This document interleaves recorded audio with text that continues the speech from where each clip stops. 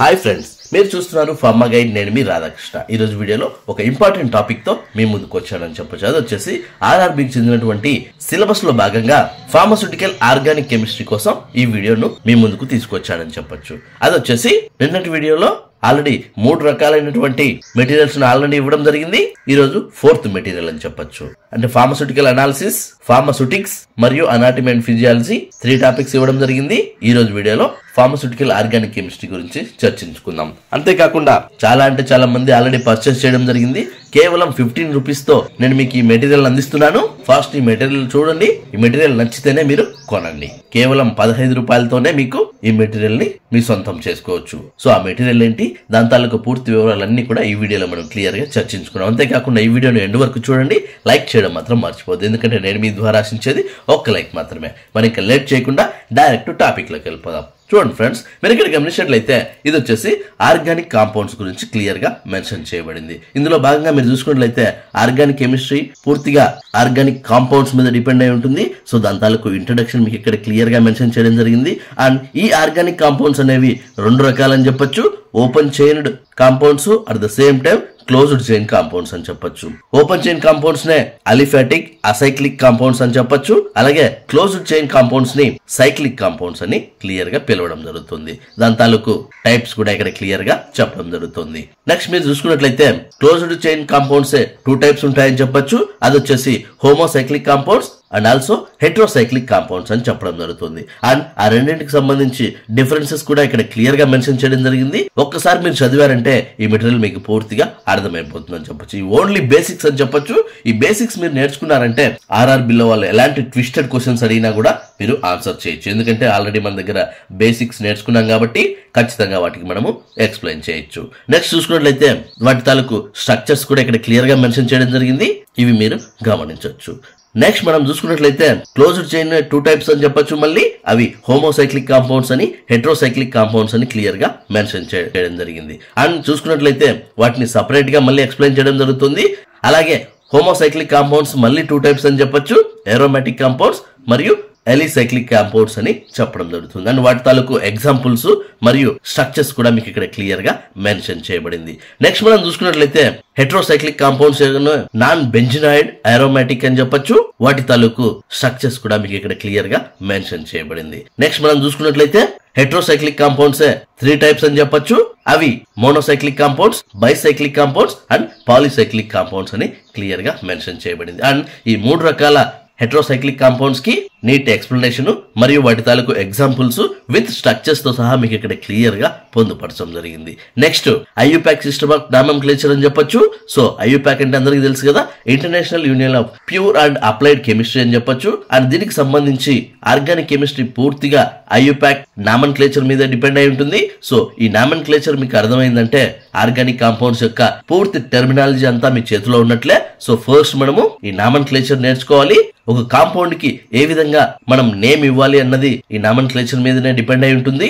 So ఎన్ని రకాల compounds ఉన్నాయి, అవి సఫిక్సా, ప్రిఫిక్సా, అలాగే ప్రైమరీ, సెకండరీ, అవన్నీ కూడా ఇక్కడే మీకు అబ్జర్వ్ చేయొచ్చు. అలాగే ఆ రూల్స్ ఆఫ్ నామెన్క్లేచర్ అంటే ఒక కాంపౌండ్ కు నేమ్ మెన్షన్ చేసేప్పుడు వాటికి కొన్ని రూల్స్ అన్ని ఉంటాయి. రూల్ 1, రూల్ 2, రూల్ 3 అని ఆ రూల్స్ అన్ని కూడా ఇక్కడ క్లియర్ గా మెన్షన్ చేయడం జరిగింది. సో రూల్ నెంబర్ 1 వచ్చేలోపు లాంగెస్ట్ చైన్ రూల్ అని చెప్పొచ్చు. ఫస్ట్ మనం సెలెక్ట్ చేసుకునేప్పుడు లాంగెస్ట్ చైన్ ఉన్న వాటిని సెలెక్ట్ చేసుకోవాలి. రూల్ నెంబర్ 2 చూసుకున్నట్లయితే లోయెస్ట్ నెంబర్ ను సెలెక్ట్ చేసుకోవాలి.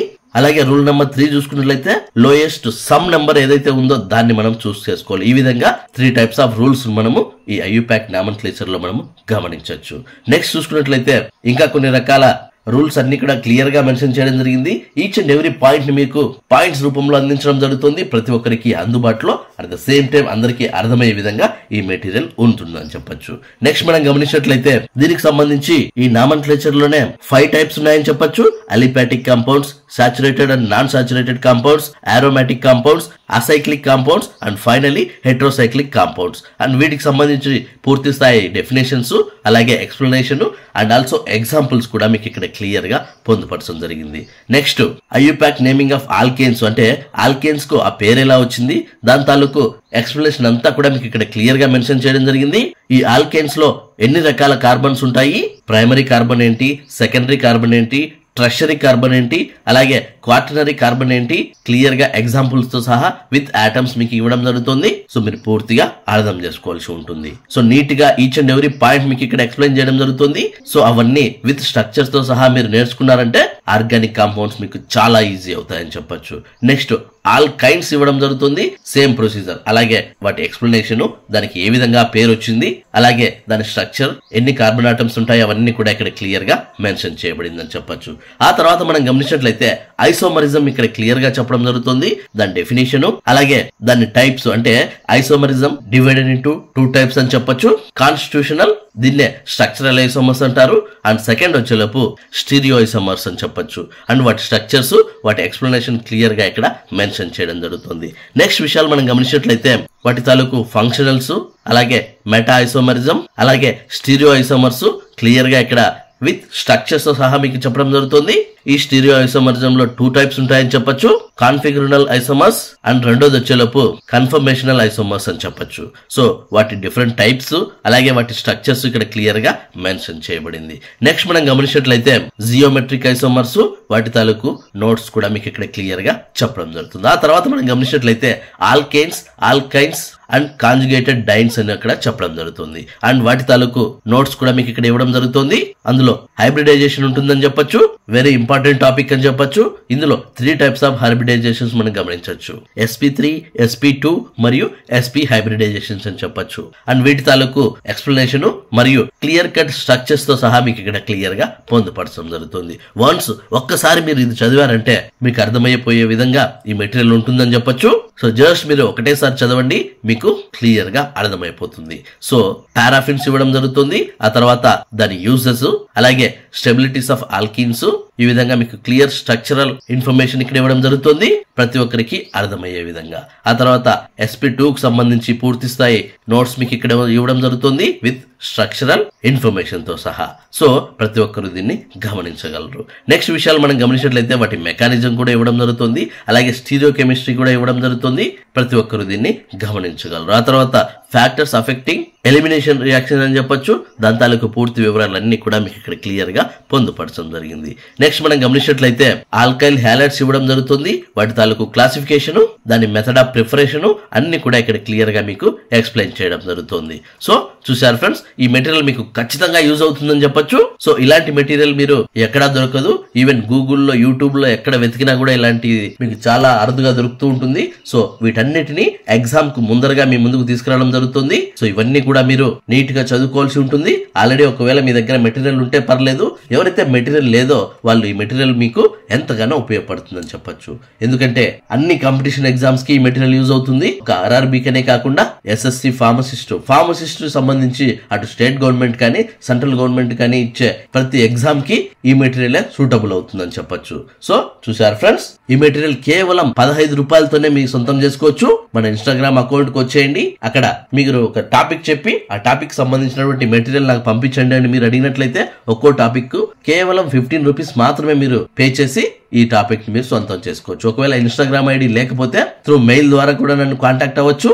జస్ట్ మీకు ఒక స్కానర్ పంపిస్తాను. ఆ స్కానర్ కి మీకు ఒక టాపిక్ కావాలంటే 15 రూపీస్, 2 టాపిక్స్ కావాలంటే 30 రూపీస్ మీరు పే చేశారంటే ఖచ్చితంగా నేను మీకు ఈ మెటీరియల్ కి సంబంధించినటువంటి PDF ను మీకు అందించగలను. చూసారా ఫ్రెండ్స్, ఈ వీడియో మీ అందరికి నచ్చిందని అనుకుంటున్నాను. లైక్ చేయడం మాత్రం మర్చిపోవద్దు. చాలా మంది ఈ మెటీరియల్ తీసుకున్న వాళ్ళు మంచి ఫీడ్బ్యాక్ ఇవ్వడం జరిగింది.